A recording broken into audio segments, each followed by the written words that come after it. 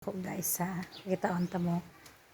Ang order na ko sa online, first time na ko nag-order jud sukat kintalawon ta mga order kay basig mabudol, pero sulit man pod.